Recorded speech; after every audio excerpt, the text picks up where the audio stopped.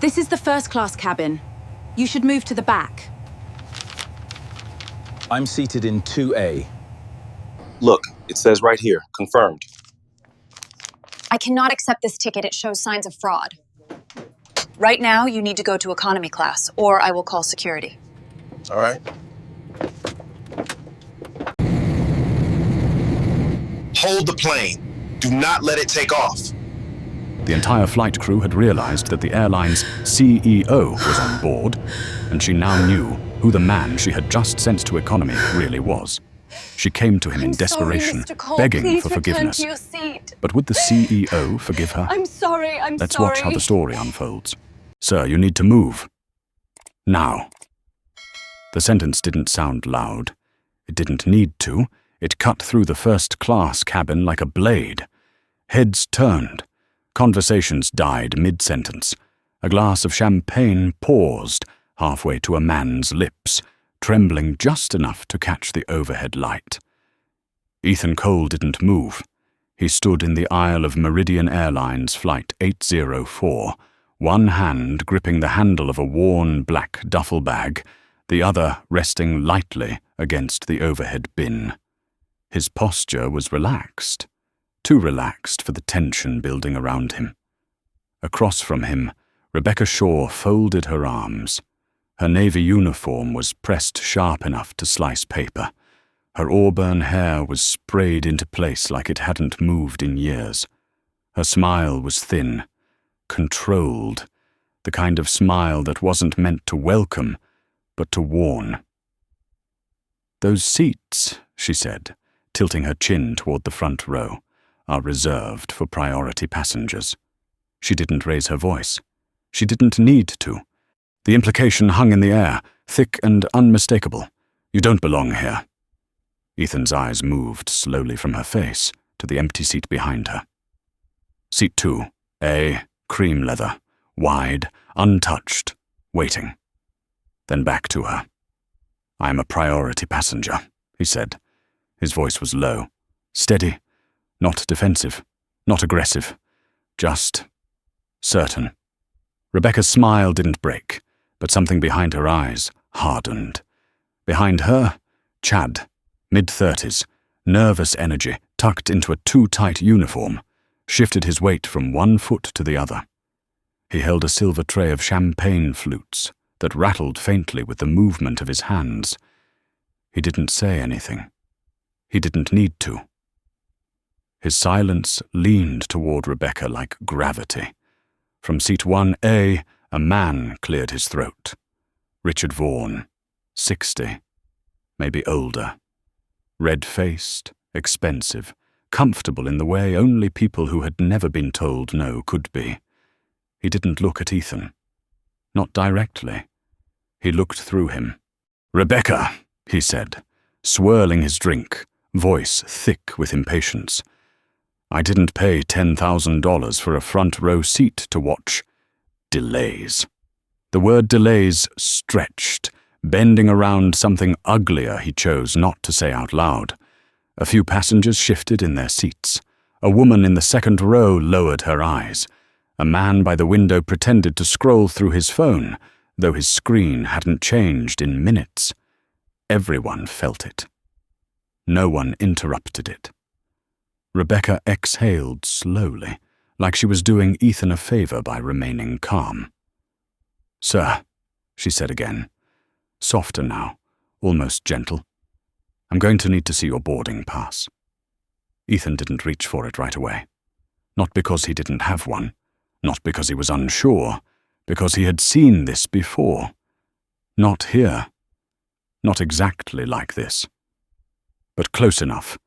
Hotel lobbies, boardrooms, private clubs, the same look, the same pause, the same quiet recalculation happening behind someone's eyes when they tried to fit him into a box that made sense to them. 6'2", broad shoulders, dark skin, hoodie. The math never added up for them. He reached into his pocket and pulled out his phone. No rush, no hesitation. Rebecca watched his hands. Not the phone. His hands. as if she expected something wrong to reveal itself in the way he held it. He turned the screen toward her. She didn't take it. She leaned in, squinted, her lips pressed into a thin line. "Chad," she said without looking away, "get the printed manifest." Chad blinked. "The printed one?" "Yes." His tray shook slightly as he turned and disappeared toward the galley.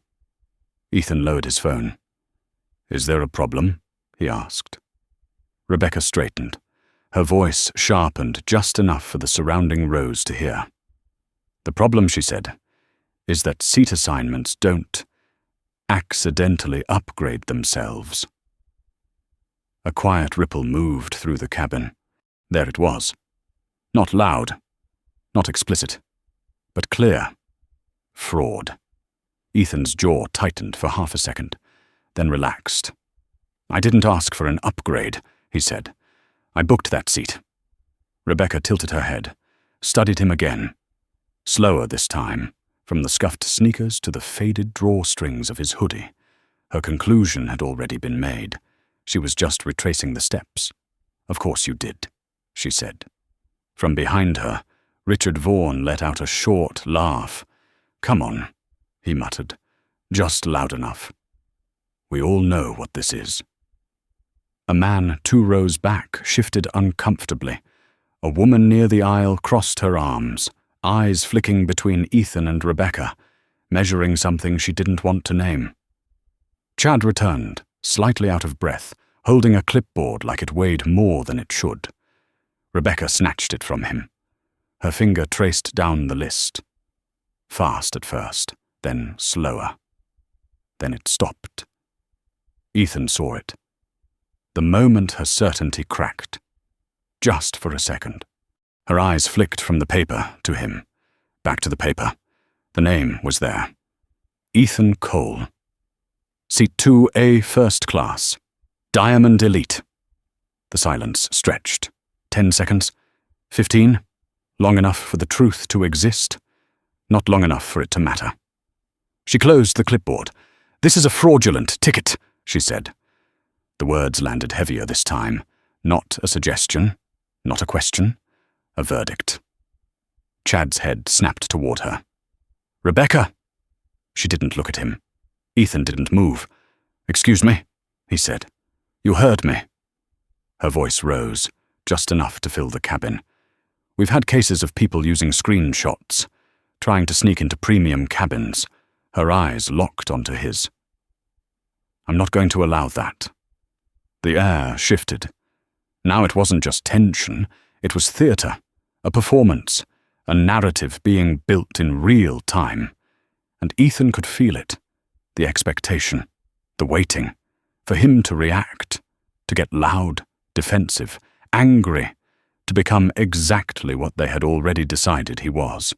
He looked at Rebecca, then at Chad, then at Richard Vaughan, who leaned back in his seat, satisfied, like he had already seen the ending. Ethan inhaled slowly, held it, then let it out. "All right," he said quietly. Rebecca blinked. "You'll move to the back?" she asked, almost surprised. Ethan nodded once. "Which seat?" Chad glanced at his tablet. 34E, middle seat. Last row." Rebecca didn't hesitate. "You'll take 34E, she said, already turning away, "or I'll have Port Authority remove you from the aircraft." There it was. The threat. Clean. Official. Final. Ethan reached up, pulled his bag down from the overhead bin. The zipper scraped softly. The sound cut through the silence more than any voice. He slung it over his shoulder. 34E, he repeated. Rebecca didn't look back. Ethan stepped into the aisle and began to walk, past the soft leather seats, past the quiet eyes that followed him, but never met his, past the curtain, into narrower aisles, staler air, tighter spaces, each step slower than the last. Not because he was unsure, because something inside him had already shifted. By the time he reached the back of the plane, The decision had been made. Not about the seat. About everything that was about to follow. The seat smelled faintly of disinfectant and something sour that never quite left the back of an airplane. Ethan slid into 34E without a word. The space closed in around him immediately. Knees pressed against the seat in front, elbows pinned between a snoring man by the window and a young mother cradling a restless infant on the aisle. The baby's soft cries rose and fell, thin and tired, cutting through the dull hum of the cabin. He didn't flinch, didn't adjust, didn't even look around. From the front of the aircraft, the curtain swayed once, then settled. Like a line had been drawn. Like everything that mattered was happening on one side of it, and everything that didn't had just been sent to the other. Ethan leaned back. The seat barely moved. A shallow angle. No comfort. No illusion. Just reality. His hand slipped into his duffel bag and pulled out a matte black phone. No logo. No case. The surface absorbed the dim overhead light instead of reflecting it. It looked less like a phone and more like a tool built for a very specific purpose. He turned it on. The screen came alive instantly. No delay, no notifications, just a secure interface waiting. Across the aisle, the young mother adjusted the blanket around her baby. She glanced at Ethan for half a second. Not judgmental. Not curious. Just aware. Aware that something had happened. Aware that it hadn't been right. Then she looked away. People always looked away. Ethan tapped the screen once. Dialed. The call connected before the second ring. Daniel. The voice on the other end was sharp. Awake. British. Controlled down to the syllable. Ethan, I was expecting you to be airborne by now. I am, Ethan said. A pause. Something wrong? Ethan stared at the seat in front of him. Cheap plastic. Scratched. A small crack running along the tray table latch. I'm sitting in 34E, he said. Another pause. Longer this time. I don't understand, Daniel replied slowly. You were booked in first class, seat 2A. I confirmed it personally. You did. Silence. Not confusion now. Calculation. What happened? Daniel asked. Ethan shifted slightly. The man by the window snored louder, his head tipping toward Ethan's shoulder before snapping back. The crew decided I didn't fit the profile, Ethan said. No emotion. No emphasis. Just facts. They accused me of ticket fraud, threatened to call Port Authority, offered me a middle seat next to a lavatory as a compromise. The baby cried again. Louder this time. Daniel didn't respond right away. When he did, the tone had changed. Completely. Names. Lead attendant is Rebecca Shaw. Gate agent was Susan Miller. I'll get the captain's name in a few minutes. A soft clicking sound came through the line. Keyboard. Fast. Understood, Daniel said. Give me a second. Ethan leaned his head back, closed his eyes. Not to rest. To focus. Up front, Rebecca Shaw laughed. It carried, faint, filtered through layers of cabin air and fabric and distance, but still sharp enough to reach him. Still sharp enough to mean something. She didn't just make a mistake, Ethan said quietly. Daniel stopped typing. No, Ethan continued. This was practiced. Efficient. 90 seconds from doubt to accusation, to removal. A breath. They've done this before. Daniel exhaled slowly. Not surprise. Confirmation. Ethan, he said, voice lower now. The acquisition cleared 20 minutes ago. Ethan opened his eyes. Looked straight ahead. Say it. Apex Holdings now owns 68% of Atlantic Sky Group, Daniel said. That includes Meridian Airlines. The hum of the engine seemed to deepen, or maybe it was something else. You own the airline. The words didn't echo. They settled, heavy, final. Ethan didn't react, didn't smile, didn't move. How long until press release? He asked. 9 a.m. Eastern. Delay it. A beat. Until when? Noon. Daniel didn't question it. Done. Ethan's fingers tapped once against the side of the phone. Slow. Measured. I want the plane held at the gate, he said. Daniel's response came instantly. Understood. No pushback. No taxi. No departure. Consider it handled. Another pause. Then, softer. Ethan, how far do you want to take this? Ethan's gaze shifted to the young mother beside him. She was rocking the baby now, whispering something gentle, repeating it over and over, trying to calm a world that wasn't built to be calm. I'm not taking it anywhere, Ethan said. His voice dropped. I'm correcting it. He ended the call. The screen went dark. For a moment, nothing changed. The baby still cried. The man still snored. The cabin still smelled like recycled air and cheap disinfectant. But something had shifted. Invisible. Irreversible. Up front, the cockpit door clicked open.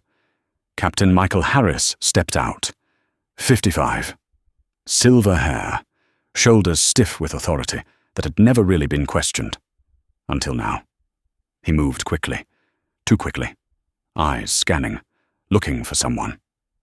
Rebecca, he called. Low but urgent. She turned. Smile still in place. Mid-conversation with Richard Vaughan. Yes, Captain? Now.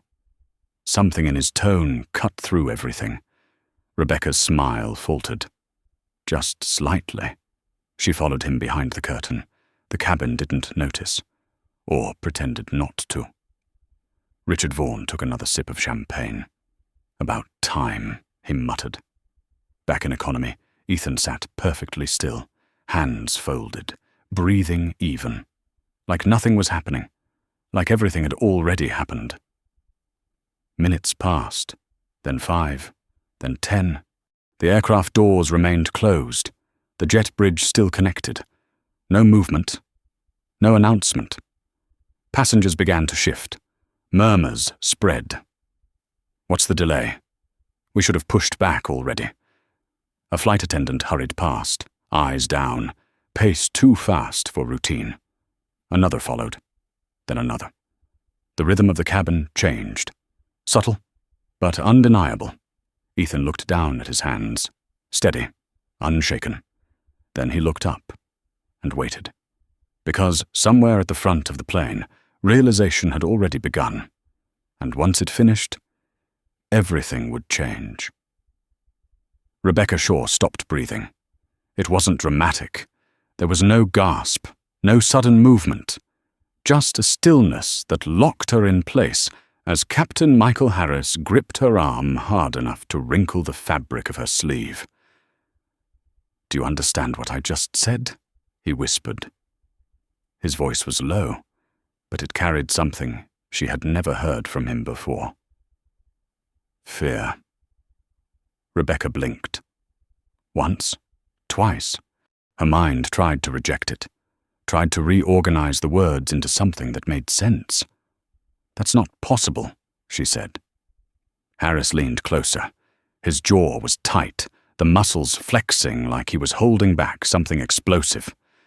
The CEO of Atlantic Sky called my personal phone, he said. My personal phone, Rebecca. He told me the company was acquired this morning. He told me the majority owner is on this plane. And he told me that man's name is Ethan Cole. The name landed like a weight. Heavy. Final. Rebecca's throat tightened. No, she whispered. No, that's wrong. It has to be wrong. Harris's grip tightened. He booked seat 2A. The world tilted. Rebecca's vision blurred at the edges, not from tears. Not yet. From the sudden, violent shift of reality collapsing in on itself.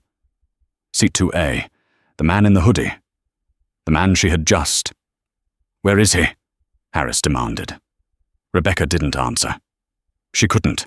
Her mind replayed it in fragments. The hoodie. The shoes. The calm voice. The way he hadn't argued, hadn't raised his voice, hadn't tried to prove anything, because he didn't need to. Rebecca. Harris's voice cracked this time. Where is he? Her lips parted. I sent him to economy. The words barely came out. Harris stared at her. For a second he didn't react. Then it hit. Hard. You did what? He hissed. I thought, she started, but the sentence died halfway.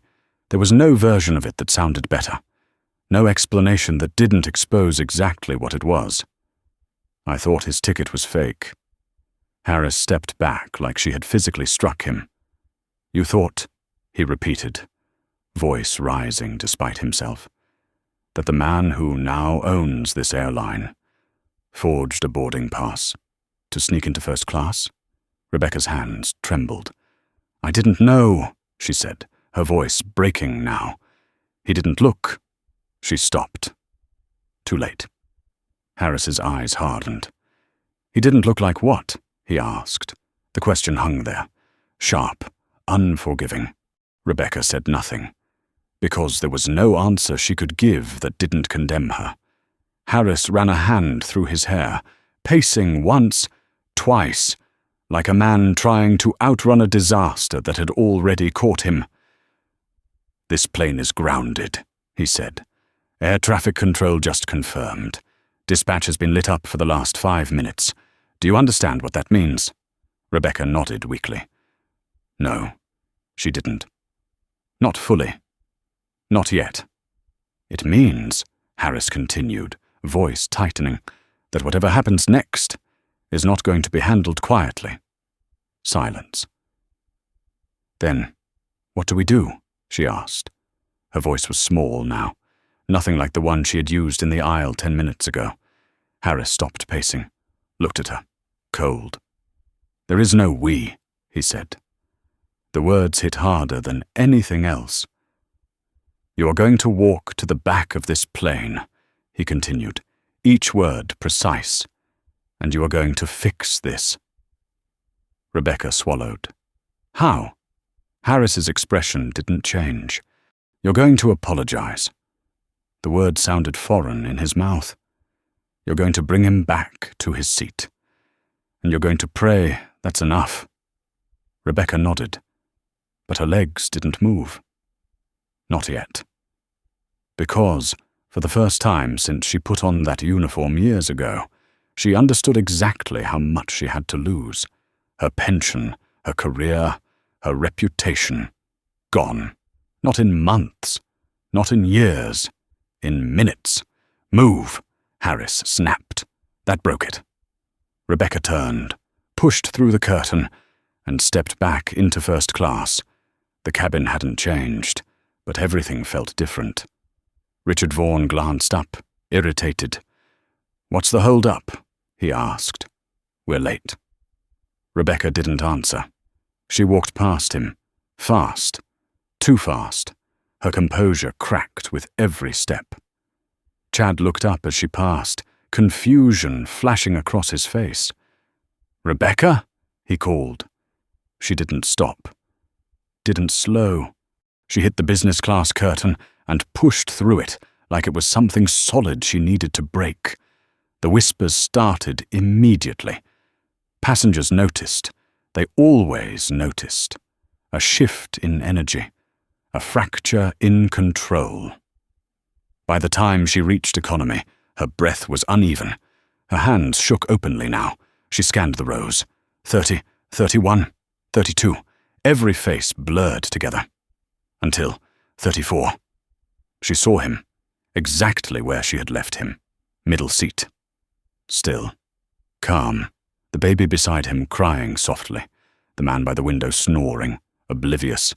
Ethan Cole looked up, not surprised, not curious, like he had been expecting her. Rebecca stopped in the aisle. For a second, she couldn't speak. The entire back half of the plane seemed to lean in, watching, waiting. Mr. Cole, she said, her voice cracked, loud enough that people turned, phones lifted, eyes sharpened. Mr. Cole, sir. I am so sorry. The The words tumbled out now. Fast. Desperate. There's been a misunderstanding. A system error. A glitch, Ethan said. He didn't raise his voice, didn't interrupt her aggressively, but the word cut clean through everything she was trying to build. Rebecca nodded quickly. Yes. Yes, exactly. A glitch. Ethan looked at her. Really looked at her. Not the uniform, not the position. Her shaking hands, her uneven breathing, the fear she couldn't hide anymore. Then he glanced around, at the passengers watching, at the phones recording, at the space he had been pushed into. He stood, slowly, deliberately. The movement alone silenced the row. He grabbed his duffel bag, slung it over his shoulder. Rebecca stepped forward instinctively. "I can carry that for you," she said. He didn't hand it to her, didn't even acknowledge the offer. Instead, he stepped into the aisle, now towering over her, close enough that she had to tilt her head up to meet his eyes. "Lead the way," he said. His voice was quiet, controlled, but there was something underneath it now. Something colder. "Let's go talk to your captain." Rebecca nodded, turned, and started walking. But this time, she wasn't leading. She was being followed. And everyone on that plane knew it. They felt it before they understood it. The shift. It moved through the aircraft like a pressure change, subtle but undeniable. Conversations lowered, heads turned. The air itself seemed to tighten as Rebecca Shaw walked up the aisle with Ethan Cole behind her. This was not the same walk. Not the one 10 minutes earlier when he had been sent to the back like a problem to be removed. This one had weight, authority, something final. Rebecca's shoulders were no longer squared. They curled inward, as if trying to make her smaller. Each step was uneven, slightly too fast, like she was trying to outrun the moment catching up to her. Ethan followed at a steady pace, unhurried, measured, every step deliberate. Passengers in economy leaned into the aisle as they passed. Some whispered, some didn't bother hiding it. "That's him. Isn't that the guy He's going back up front." Phones lifted again. Recording. Always recording. Rebecca pushed through the curtain into business class. The shift was immediate. Quieter voices, straighter posture, people pretending not to stare, failing anyway. A man in a suit paused mid-email. A woman froze with a glass halfway to her lips. They watched, because they knew something had gone wrong. They just didn't know how wrong. Rebecca didn't stop. She kept moving. Faster now. Ethan's pace never changed. By the time they reached first class, the silence was complete. Not the comfortable silence of luxury, the kind that pressed in, waited, watched. Captain Michael Harris stood in the galley, hands clasped too tightly in front of him. Chad hovered near the bulkhead, gripping his tray like it was the only solid thing left in the world. Richard Vaughan sat in seat 1A, his expression irritated, impatient. Finally, he muttered, checking his watch. "About time we got this sorted." Rebecca stopped a few feet short of the galley. She didn't turn around. Couldn't. Ethan stepped forward. The soft thud of his bag hitting the carpet echoed louder than it should have. Harris straightened immediately.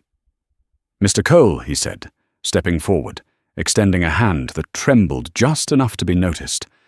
"I am Captain Michael Harris." I cannot begin to express how deeply Ethan didn't take the hand. He looked at it, waited, long enough for the captain to feel it.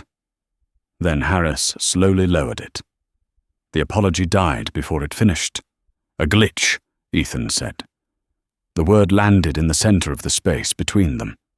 Rebecca flinched. Harris swallowed. "Yes, sir," he began, voice tight. There was a... Ethan stepped closer. Not aggressive, but intentional, enough to take control of the space. That's an interesting word, he said. Glitch. He turned his head slightly, just enough to include Rebecca without looking directly at her, because from where I was sitting, it looked very deliberate. No one moved. No one spoke. Even the air seemed to hold itself still. Harris's jaw tightened. "Sir, I assure you—" "You assured him too," Ethan said, nodding toward Richard Vaughan without turning fully, "that everything was under control." Richard shifted in his seat, finally paying attention. "Who exactly do you think you are?" he snapped, dragging this nonsense back into first class like... Ethan turned, slowly, deliberately, and looked at him. Really looked at him. The effect was immediate. Richard's voice faltered, just slightly. But enough. Ethan studied him for a moment. The tailored suit, the watch, the posture of someone used to being the most important person in the room. Then he spoke. "Richard Vaughan," he said. Not a question. A statement. Richard blinked, thrown off. "Yes," he said, cautiously. "And you are." "CEO of Vaughan Logistics," Ethan continued. "Connecticut-based, transatlantic shipping. Heavy exposure in textile freight." Richard's mouth opened, closed. "You're currently operating on a leveraged credit facility," Ethan added. $50 million. Underwritten by Colton Global. The name hit hard. Richard's posture changed instantly. Not obvious, but undeniable. His shoulders dropped half an inch. His confidence flickered. "What are you?" he started. Ethan stepped closer, close enough now that his voice didn't need to rise. "I own that debt," he said. Quiet, precise. "I own the ships you put your name on." A pause. Then, "And as of 3 hours ago, I own this airline." Silence. Complete. Absolute. Richard's face drained of color. The transformation was brutal. 1 second he was in control. The next, he wasn't even part of the equation. He sank back into his seat. Didn't speak again. Ethan turned back to Harris. The room shifted with him. Everything followed. "Now," Ethan said, voice calm, "let's talk about your procedure." Harris swallowed. "Yes, sir. If a passenger presents a fraudulent boarding pass," Ethan continued, "what's the protocol?" Harris cleared his throat. "Sir, in that situation, the lead flight attendant is required to notify the cockpit. We contact airport security. The passenger is detained and removed." Ethan nodded once, and interrogated, he added, "Yes, sir." Ethan's eyes moved to Rebecca. She couldn't meet them. "Did you do that?" he asked. Her voice barely came out. "No." "Why not?" Silence. Her hands twisted together. I didn't want to delay the flight." Ethan repeated it slowly. "You didn't want to delay the flight." The words hung there. Stripped of any defense, any justification. "You believed I was a security threat," he said. "But instead of calling authorities, you moved me to the back of the plane." Rebecca's breathing broke. I just wanted..." "You wanted me out of sight," Ethan finished. The truth landed harder than anything else. Because it wasn't loud, it wasn't dramatic. It was simple, ugly, final. Ethan stepped back slightly, gave the space room to breathe. Then he spoke again. "You didn't make a mistake," he said. Rebecca looked up.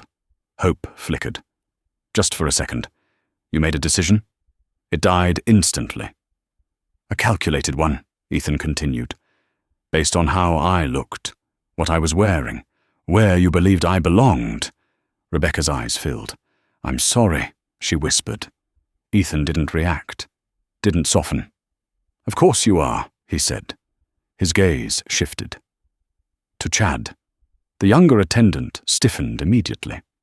"I had nothing to do with it," Chad blurted. I got the manifest. You stood there, Ethan said. Chad froze.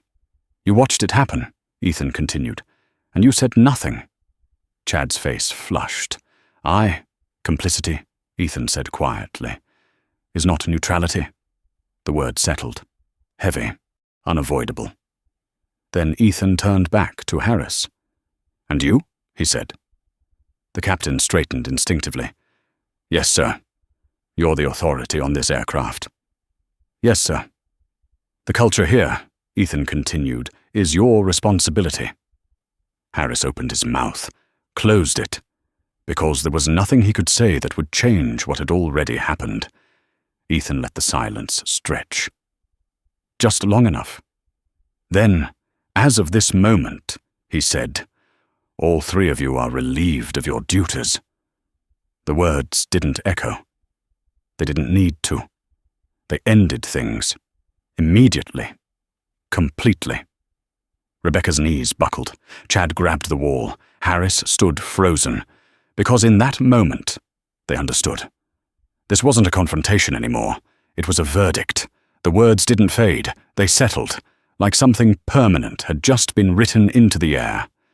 Rebecca's breath came in sharp, uneven pulls. Her hands hovered in front of her, as if she could still hold on to something that had already slipped away. Mr. Cole. Please, she said, her voice breaking completely now. I've been with this airline for over 20 years. I have a mortgage. I have a daughter in college. Ethan didn't look at her. Not out of cruelty, out of clarity, because this moment wasn't about her fear. It was about her choice.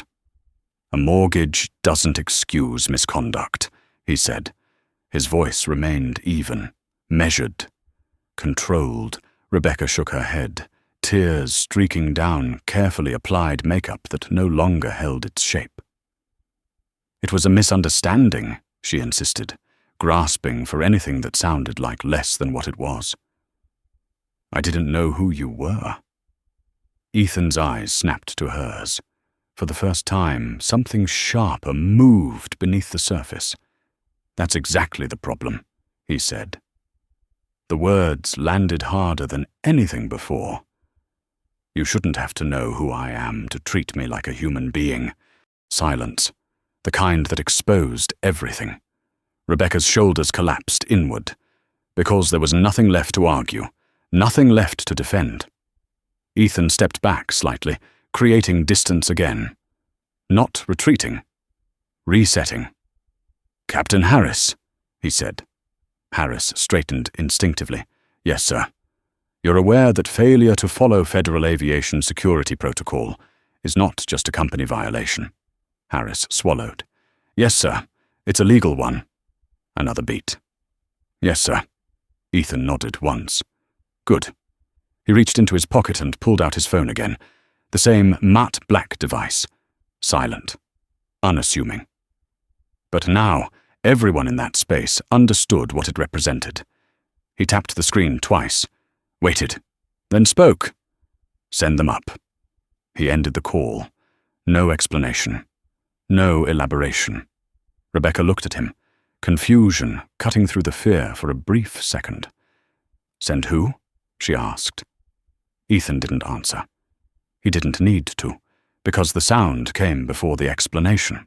A heavy mechanical thud, the aircraft door unlocking, then the metallic shift of the jet bridge reconnecting. It echoed through the cabin, loud, final. Passengers turned in their seats. Murmurs rose. What's happening? Why are we still at the gate? Up front, Chad's grip on the tray tightened until his knuckles turned white. Harris closed his eyes for half a second. He knew. He didn't want to, but he knew.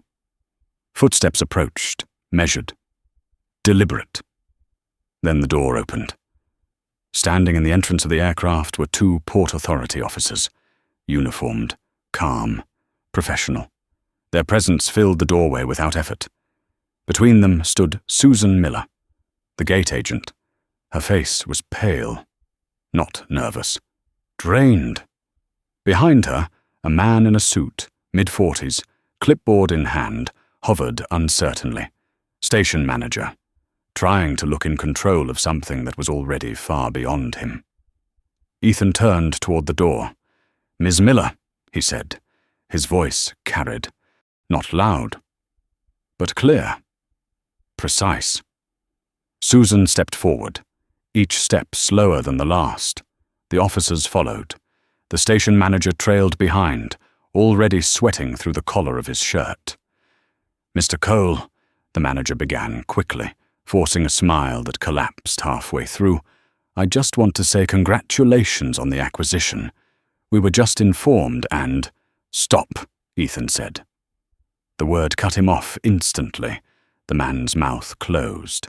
Mid-sentence, mid-excuse. "This is not a customer service issue," Ethan continued. His gaze shifted to Susan, locked onto her. "When I handed you my boarding pass," he said, "you told me there was a system glitch." Susan's lips trembled. "Yes, sir," she whispered. Ethan tilted his head slightly. "Do you still stand by that?" Silence. Susan looked at the officers, at the manager, anywhere but at him. "The scanner," she started weakly. "Sometimes it flashes red when the connection is unstable." You thought, Ethan repeated. He stepped closer. Not aggressively, but enough. Enough to remove distance. Enough to make it real. "I had my team pull the server logs from Gate B-22, he said. Susan's face lost what little color it had left. "They don't rely on assumptions," Ethan continued. "They rely on data." The cabin leaned in, even first class, even Richard Vaughan, who now sat rigid in his seat, hands gripping the armrests like he was holding on to something, slipping away. "At 6:14 this morning," Ethan said, reading from his phone. "My boarding pass was scanned, validated, green." A pause. 3 seconds later, a manual override was entered. The words hit, one by one. Precise, irrefutable. Susan's breathing became audible. Sharp, uneven. "You pressed deny boarding," Ethan said. "Not a question, a fact." Susan shook her head instinctively. I thought it was."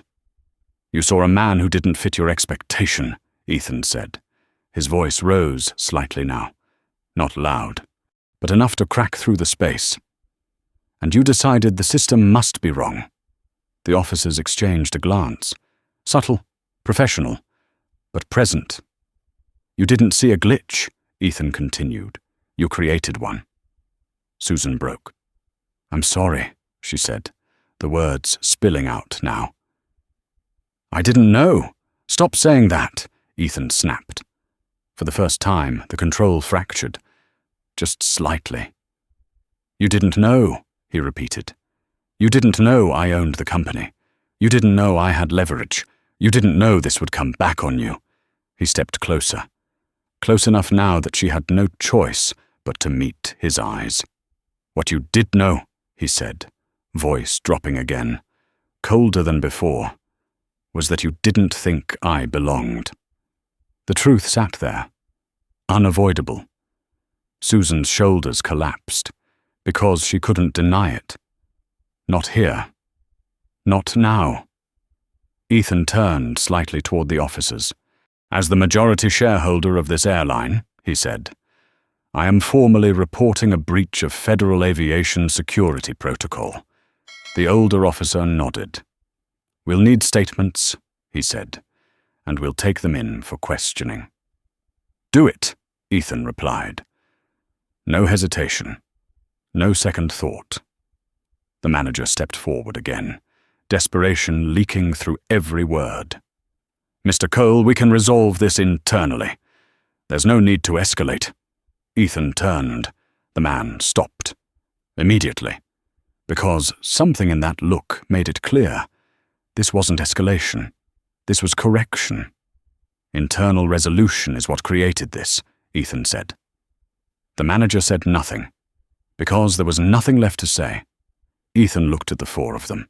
Rebecca, Chad, Harris, Susan.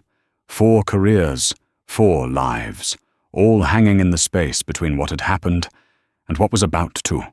"Hand over your IDs," he said. Quiet. Final. No one moved at first.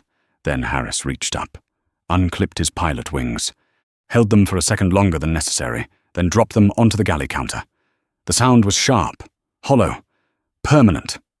One by one, the others followed. And just like that, it was over. Not slowly, not gradually, all at once. Walk. Ethan didn't raise his voice. He didn't need to. The word landed with the weight of something irreversible. Rebecca stared at the counter for a second longer, her ID badge resting beside the pilot wings like a piece of evidence in a case already decided. Chad's hands hovered in the air, unsure where to place them now that there was nothing left to hold. Captain Harris stood rigid, jaw clenched so tight it seemed to lock his entire face in place. "Through the cabin," Ethan said. A pause. Then, colder. Out the rear door. The instruction cut deeper than the termination itself. Not the front exit. Not the quiet path. The long one. The one that forced them to pass every row. Every face. Every person they had spent the morning sorting into categories. Harris looked up. For a fraction of a second, something like anger flickered across his face. Pride, habit, authority that had defined him for decades. Then he saw the officers, saw Ethan, and it vanished. He turned, slowly. Rebecca followed. Her steps were unsteady now, like the ground beneath her had shifted in a way she couldn't correct. Chad hesitated, glancing once at Ethan, as if searching for something. Permission, mercy, anything. But there was nothing there to find. They started walking. First class didn't react immediately. It watched, silently. Passengers who had sat through the earlier confrontation now saw the full arc of it, unfolding in real time. A woman near the window lowered her newspaper. A man in the second row removed his glasses, blinking like he was trying to refocus on something that had just changed shape. Richard Vaughan didn't move, didn't speak. His hands remained locked on the armrests, his body held stiff against the leather like he was trying to disappear into it. Rebecca passed his seat. She didn't look at him. Couldn't. 10 minutes ago, he had been her ally. Now he was just another witness. The curtain parted. They stepped into business class. The shift was immediate. Heads turned faster here. Less restraint, more curiosity. Laptops paused mid-typing. Conversations cut off mid-sentence. A man in a tailored suit leaned into the aisle. A woman whispered something under her breath, not bothering to hide it this time. What happened? They're being escorted out. By police? No one answered, because the answer was walking right in front of them. Harris kept his eyes forward. Rebecca's gaze dropped to the floor. Chad's shoulders curled inward. They moved as a group, but not together, each one isolated inside their own realization. The aisle seemed longer now, narrower, every step amplified, every second stretched. By the time they reached the economy curtain, the energy had changed again. This time it wasn't quiet, it wasn't restrained, it was alive. The curtain opened, and the sound hit them. Voices. Movement. Real life. People who didn't pretend not to notice. People who had seen exactly what happened earlier, and remembered it. Rebecca stepped through first. A ripple moved through the rows. Recognition, that's her, the one who... The whispers spread faster now. No longer contained.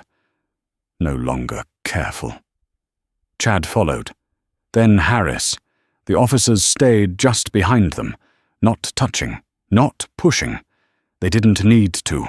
The pressure came from everywhere else, from the eyes, from the silence between the whispers, from the understanding that something had flipped, completely. Halfway down the cabin, a man in a baseball cap leaned back in his seat and started clapping. Slow, deliberate. One clap, then another. The sound echoed. Sharp, unapologetic. A woman 2 rows ahead joined him, then another. Within seconds it spread. Not loud at first, but steady, building, row by row, until the entire section carried it. A rhythm, a judgment, a verdict delivered not by authority, but by the people who had watched it unfold. Rebecca flinched with each clap, like each one landed physically. Chad's face burned red. Harris kept walking, faster now, trying to reach the end, trying to get out of it. But the aisle didn't shorten, the sound didn't stop, and the eyes followed them the entire way. At the back of the plane, the rear service door stood open. Bright light spilled in from the jet bridge. Cold, harsh. Nothing like the controlled environment they had just lost. Harris stepped through first, then Chad. Rebecca hesitated for half a second, just long enough to feel the full weight of what she was leaving behind. Then she stepped out. The officers followed. The door closed behind them, and just like that, they were gone. The clapping stopped, not gradually, all at once, like a switch had been flipped. Silence returned, but it wasn't the same silence as before. This one was different, lighter, released. Up front, Ethan Cole stood in the aisle, watching, not with satisfaction, not with anger, with clarity. The correction had been made, but the work, that was just beginning. He turned, slowly, and looked down the length of the aircraft. Every seat, every face, every person who had witnessed what had just happened, and for a moment, no one looked away, because they understood something now, something that didn't need to be explained. Power wasn't where they thought it was. It never had been. Ethan stepped forward, back into first class.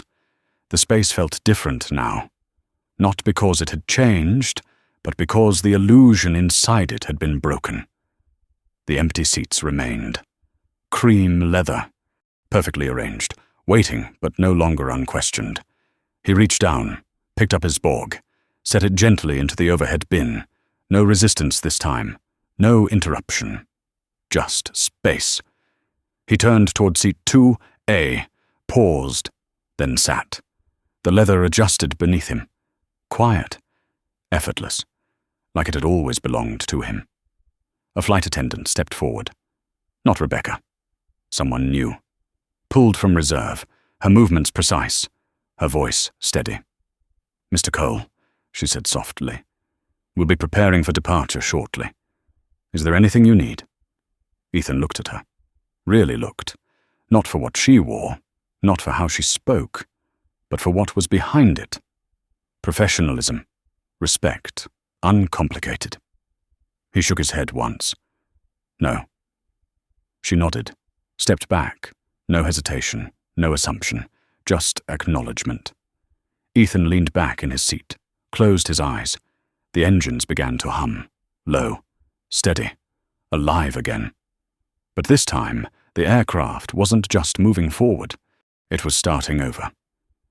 The cabin didn't exhale all at once. It loosened in pieces. A shoulder dropped here, a hand unclenched there. The low hum of conversation returned in careful threads, like people testing whether it was safe to speak again. The engines deepened under the floor, a steady vibration that reminded everyone the plane was still at the gate, still waiting for permission to move. Ethan Cole opened his eyes. He didn't rush. He let the moment settle into the room, let the silence rearrange itself around what had just happened. Then he sat forward slightly, forearms resting on his knees, gaze drifting down the aisle, as if he were reading the space itself. A new presence moved through first class. Clara Bennett, mid-40s, composed, the kind of composure that wasn't practiced but earned. Her uniform sat naturally on her, not as armor, not as a badge of control, but as a standard she intended to meet. She carried a tray, but it didn't rattle in her hands. It didn't need to. She stopped at Ethan's row. "Mr. Cole," she said, her voice warm without being soft. "I'm Clara. I'll be taking care of this cabin." No apology. No overcompensation. Just clarity. Ethan met her eyes. There was no calculation there. No scanning for status. No quiet sorting into categories. "Thank you, Clara," he said. A nod. She placed a glass of sparkling water on the tray table in front of him. Not rushed, not delayed. Exactly on time. "Tower clearance is pending," she added. "We'll push back as soon as we have it." "Understood." She moved on. 2 rows back, a man leaned toward his seatmate. "They replaced the entire crew?" he whispered.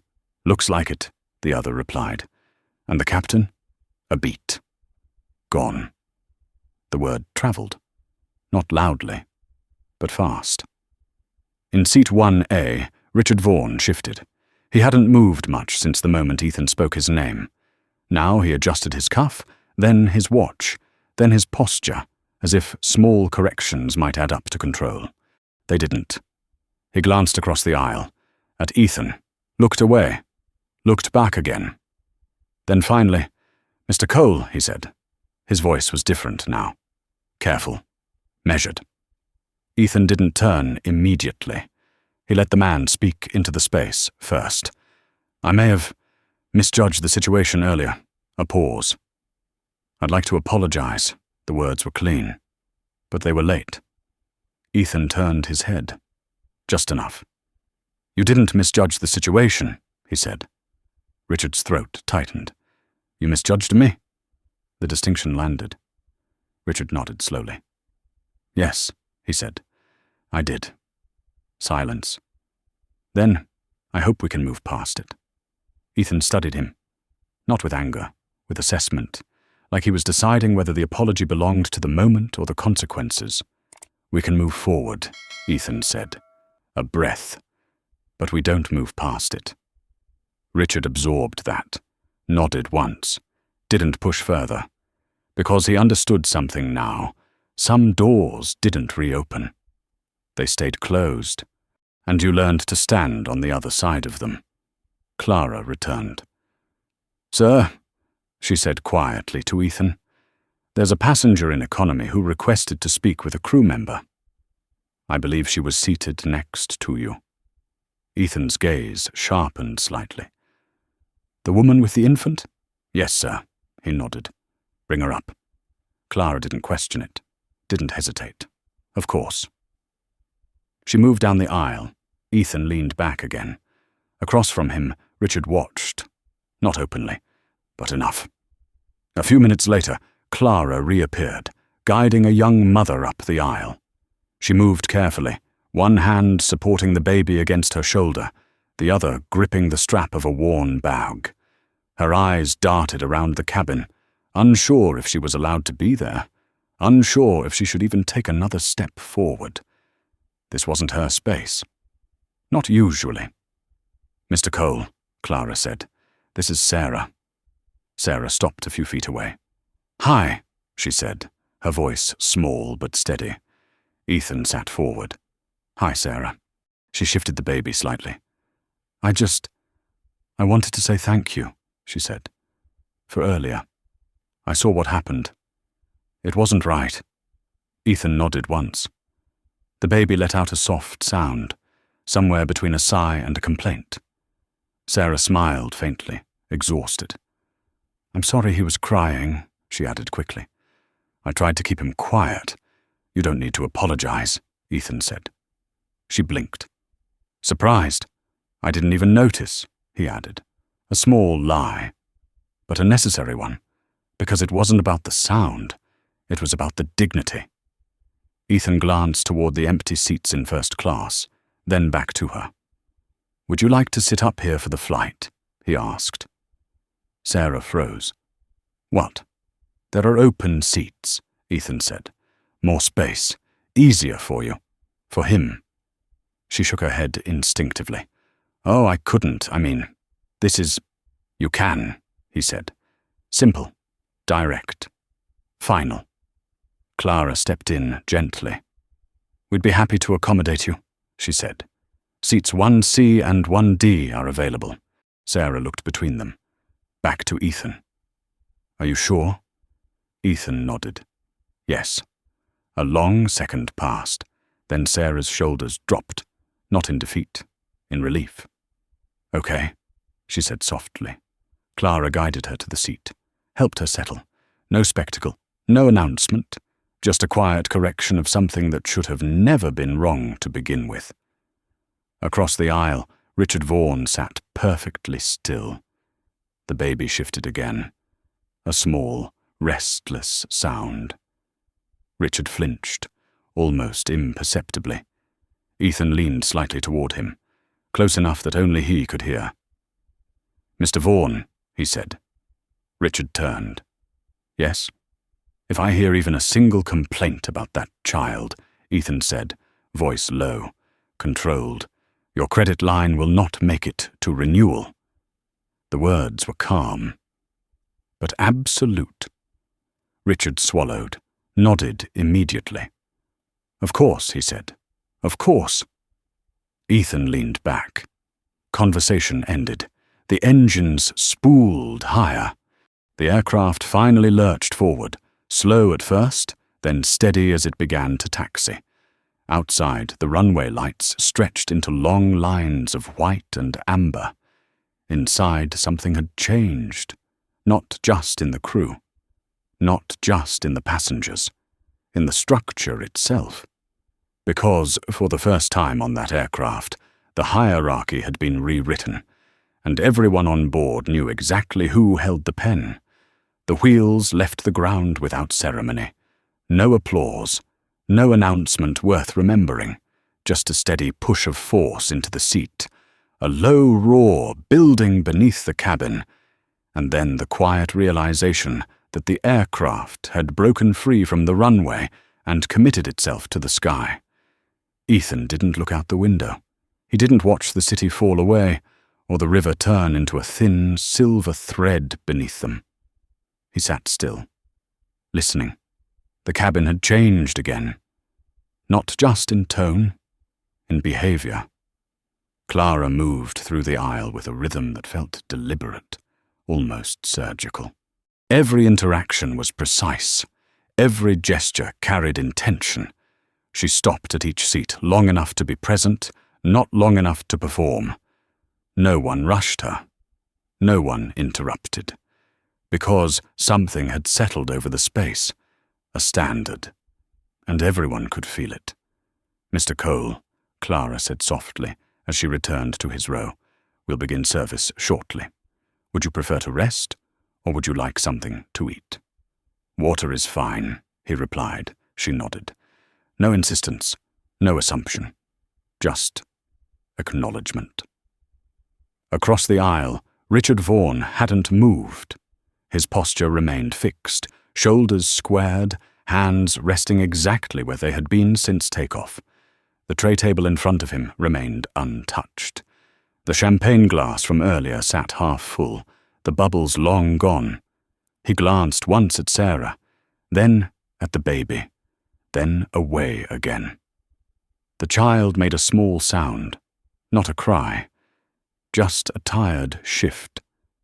Richard's jaw tightened, but he said nothing. He didn't even breathe differently, because he understood now. Silence was safer.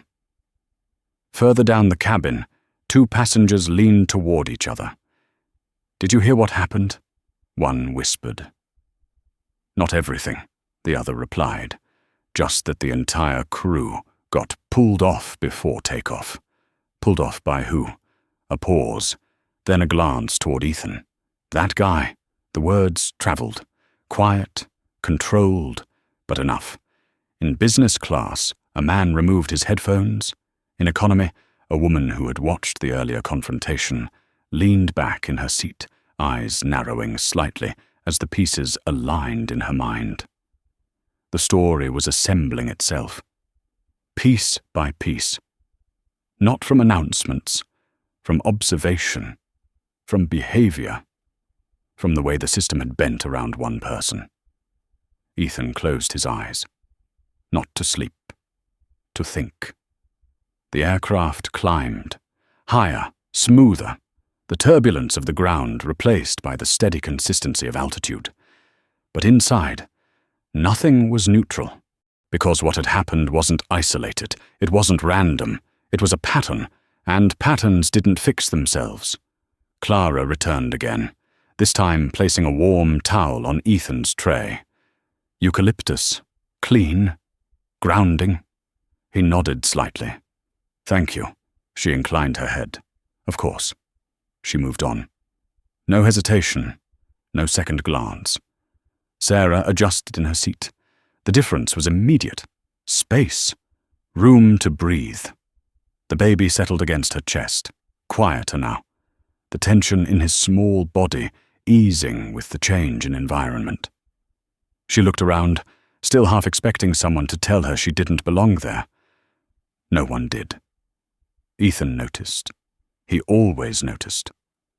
Across the aisle, Richard shifted again. This time, more noticeably. His hand moved toward the call button, stopped halfway, then dropped back to the armrest. He glanced toward Clara as she passed, opened his mouth, closed it. The decision wasn't about service. It was about risk. Every action now carried weight. Every word had consequence. He chose silence. Again, Ethan leaned his head back, finally, allowed his eyes to close fully, but his mind didn't. It moved, fast, structured, precise. He wasn't replaying what had happened. He was mapping what came next, because a single incident didn't define a system. The response did. Hours passed, measured not by time, but by rhythm. Service, clearing, quiet conversations, the soft hum of the cabin settling into a long hall cadence. At one point, Clara paused beside Ethan again. "Sir," she said, "dispatch has confirmed your meeting in London is still on schedule. Ground transportation has been adjusted." Ethan opened his eyes, nodded. "Good." She hesitated for a fraction of a second. Then, "If there's anything further you need." "There is," he said. She stopped, attentive, not tense. "Ready. I want a full audit initiated," Ethan said.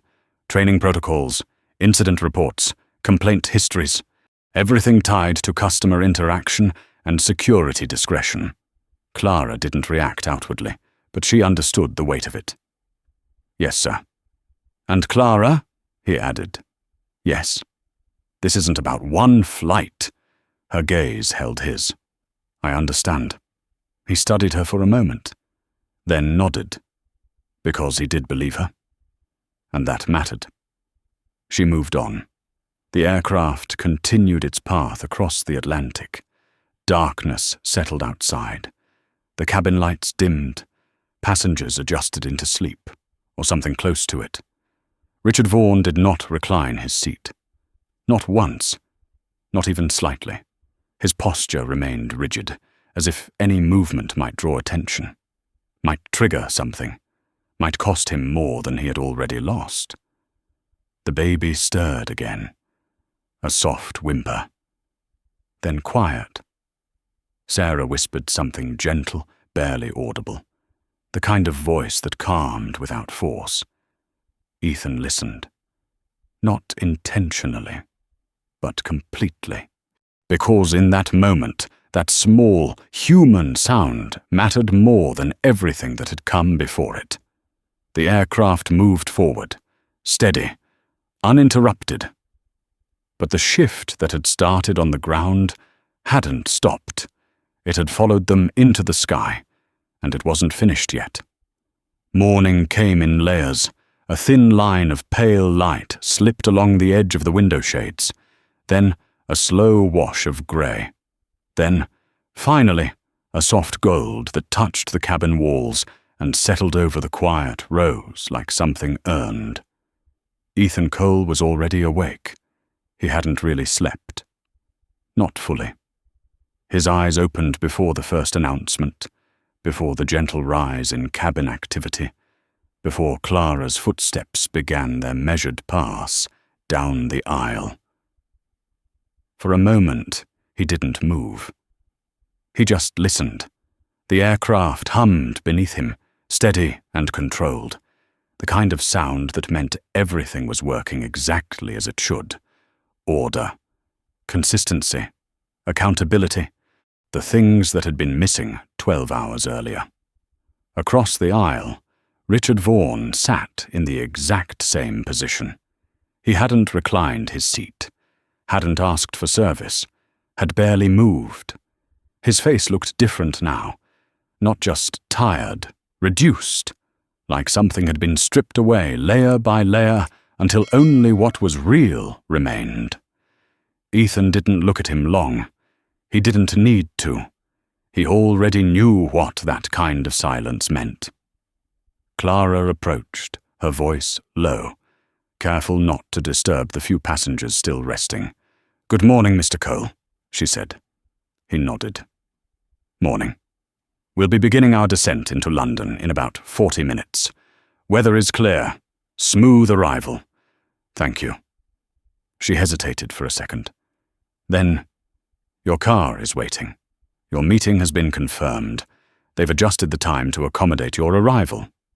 Ethan leaned back slightly. "Good." Clara gave a small nod and moved on. No excess, no performance, just information. That's how it should have been from the beginning. A few rows ahead, Sarah shifted in her seat. The baby stirred, then let out a soft, sleepy sound before settling again against her shoulder. She looked around, still not fully believing where she was, still half expecting someone to correct it. No one did. Ethan caught the moment, the hesitation, the disbelief. It stayed with him, because that was the real cost. Not the confrontation, not the removal, the quiet assumption that she didn't belong there in the first place. The plane began its gradual descent. Engines adjusted, a subtle drop, pressure shifting. Passengers straightened in their seats. Seatbelts clicked. Richard Vaughan's hands tightened slightly on the armrests. Not fear of flying. Something else. Ethan turned his head. Just enough. "Mr. Vaughan." Richard looked over immediately. "Yes." No delay, no hesitation. Just response. Ethan studied him for a moment, then spoke. "When your credit facility comes up for renewal," he said, voice calm, almost conversational. "It won't." Richard blinked. The words took a second to land. Then they did. Fully. Final. He started, then stopped, because there was nothing to argue, nothing to negotiate. He had already seen how this worked. "I understand," he said quietly. Ethan held his gaze, a second longer, then nodded once. Conversation over. The aircraft dipped lower. Cloud cover broke beneath them. London spread out below. Grey, ordered, endless. The cabin shifted into arrival mode. Trays stowed, seats upright, the quiet rhythm of preparation. Clara made her final pass. "Ladies and gentlemen," she said softly, "we'll be landing shortly. Please ensure your seat backs are upright and tray tables are secured." Her voice didn't need authority. It carried it, because it had been earned. Ethan reached into his bag, pulled out a folder. Thin, black, unmarked. He opened it. Pages filled with notes, names, numbers, reports already in motion. This wasn't over. It wasn't even halfway. The landing gear deployed, a low mechanical whine. Then impact. Firm, controlled. The wheels met the runway and held. No bounce, no drift, just contact. The aircraft slowed, engines reversing, momentum bleeding off. Passengers exhaled. Some clapped lightly. Most didn't, because something else still lingered in the space. The understanding that this flight had been different. Not because of turbulence, not because of delay, because of what had been revealed. The plane taxied, gate assigned, jet bridge approaching.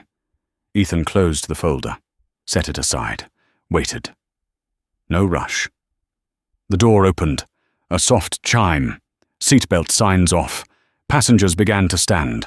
Slow at first, then faster. Overhead bins opened. Conversations resumed. Normal patterns trying to reassert themselves. But they weren't the same. They couldn't be. Ethan remained seated. Watched. Measured. Richard Vaughan stood. Paused. Then turned toward him. "I hope," Richard said carefully, "that in time," Ethan raised a hand slightly. "Not aggressive, but final. There is no time," he said. Richard nodded, accepted it. Because he understood now, some consequences didn't wait. They arrived, immediate, absolute. He turned, left, blended into the line, moving toward the exit. Ethan stood, slowly, picked up his bag, stepped into the aisle. Clara appeared beside him. "Mr. Cole," she said, "it's been an honor." He looked at her. "Not as staff, as standard. You did your job," he said. A pause. Then, "That's rare." Clara held his gaze. "Not as rare as it should be," she replied. Ethan nodded, then moved forward. Step by step, toward the open door, toward the jet bridge, toward everything waiting on the other side. But behind him, something had already changed. Not just for the people who left that plane, for the system itself. Because once something like that is exposed, it doesn't go back. It evolves. Or it breaks. And Ethan Cole didn't believe in letting broken systems stay intact.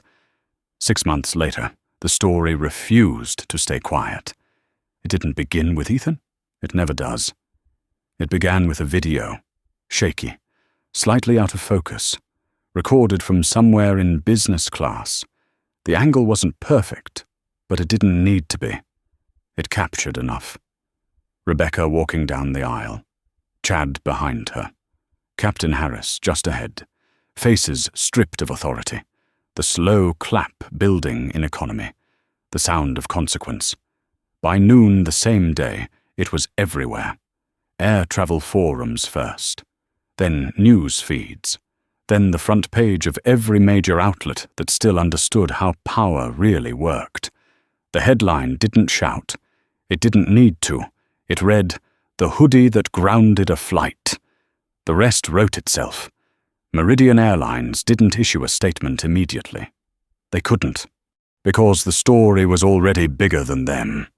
Inside the company, the shock wasn't loud. It was clinical, controlled. Executives moving quickly, quietly, reviewing data that could no longer be ignored. Complaints that had been filed and buried. Patterns that had been dismissed as isolated incidents. Training protocols that existed on paper but not in practice. Ethan Cole didn't attend the first meeting. He didn't need to. He had already set the direction. Full audit. Every layer. No exceptions. Within weeks, names started to disappear from internal directories. Mid-level managers first, then senior supervisors. Entire departments restructured. Policies rewritten in language that removed ambiguity, removed discretion where discretion had been abused. Metrics replaced assumptions. Accountability replaced comfort. And somewhere in the process, Meridian stopped feeling like the same company. Rebecca Shaw's name surfaced in reports for a different reason, not as an employee, as a case study. Her admission on that aircraft had triggered more than a termination. It had triggered an investigation. Federal, methodical, unavoidable. She had bypassed protocol, not out of confusion, but convenience. That distinction mattered. The penalty was heavy. Civil fines, licensing review. Her union declined representation. Not quietly, publicly. She disappeared from the industry within a month. Last seen working overnight shifts at a rental counter off a highway in New Jersey, wearing a uniform that no longer carried authority, greeting customers she would have once ignored. Susan Miller's record was even simpler. The system logs told the story without interpretation. Green scan. Manual override. 3 seconds. Intent. The Transportation Security Administration issued a formal penalty. Not symbolic. Financial. Enough to make future employment in any regulated sector complicated, if not impossible. Her career ended not with noise, but with silence. Captain Michael Harris lasted longer. 30,000 flight hours. A reputation built over decades, all of it reviewed in a single hearing. The board didn't debate the facts. They debated responsibility. Authority on an aircraft isn't shared. It isn't partial. It is absolute. And failure at that level doesn't get reassigned. It gets removed.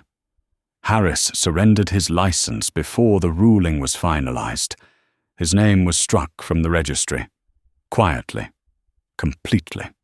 But the most visible fall came from a different direction. Richard Vaughan. For 2 weeks after the flight, he said nothing. Publicly. Privately, he moved fast. Calls, meetings, attempts to secure extensions on a credit facility that had always been routine. Until it wasn't. On the 14th day, the file reached Ethan's desk. $50 million. Renewal request. Supporting documents outlining a quarter that had gone from stable to fragile. Ethan didn't read past the first page. He pressed the intercom. Daniel. Yes. Call it. 2 words. Enough. The credit line was pulled. No extension. No grace period. Within 48 hours, Vaughan Logistics faced a margin call they couldn't cover. Stock dropped. Board members panicked. Emergency sessions stretched into the night, trying to contain something already in motion. The video resurfaced, circulated again, this time with context. By the end of the week, Richard Vaughan was removed as CEO. No ceremony, no defense, just a vote. 3 hours, unanimous. His company entered restructuring before the month ended. Assets were sold, quietly, efficiently. Apex acquired what remained, not out of emotion, out of opportunity. Months later, a cargo ship that once carried his name sailed under a different flag, different logo, same water, different ownership. Back in New York, Meridian changed faster than anyone expected. Training wasn't optional anymore.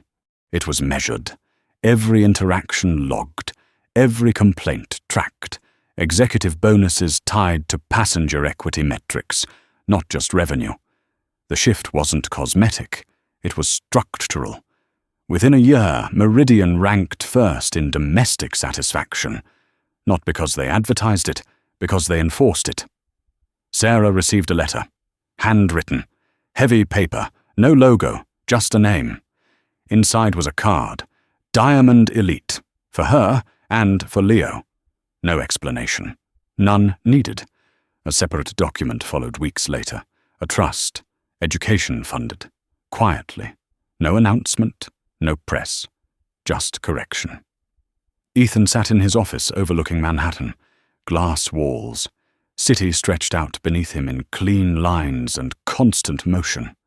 On his desk, reports moved in steady stacks. Numbers, trends, outcomes. He reviewed them without hesitation, without attachment, because this wasn't about a single incident. It never had been. Behind him, draped over the back of his chair, was a grey hoodie, faded, unremarkable, exactly as it had been on that morning. People noticed it when they walked in. They always did. Some asked about it. Most didn't. But everyone understood what it meant. Power doesn't announce itself. It doesn't need validation. It doesn't rely on appearance, it acts, and when it does, it leaves no room for interpretation. The story of that flight didn't end on the runway. It didn't end in the cabin. It extended outward, into policy, into consequence, into a system that had to choose between adapting or collapsing under the weight of its own habits. Some people called it revenge. They were wrong. It was correction, precise, measured, final. And the cost of getting it wrong was no longer theoretical. It was real, it was immediate, and it was everything. If this story meant something to you, if you believe respect should never depend on appearance, take a second to like and subscribe and drop 3 words in the comments. Respect over status.